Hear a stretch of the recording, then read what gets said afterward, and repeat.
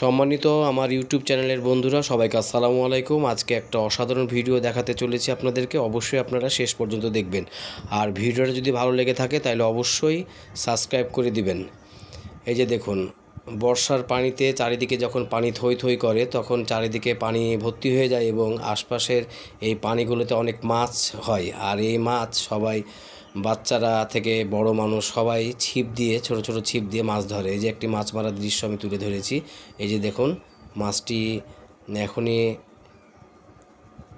ফাতাটি দেখা যাচ্ছে, এই যে খ্যাচ মারল এবং অসাধারণ একটি কই মাছ, দেশি কই মাছ, পিওর দেশি কই মাছ। এই যে মাছটা দেখতে অসাধারণ, দেখতে চমৎকার। এই যে মাছটি প্রথম সাইড করলো আমার এই ছোটো ভাইগুলো।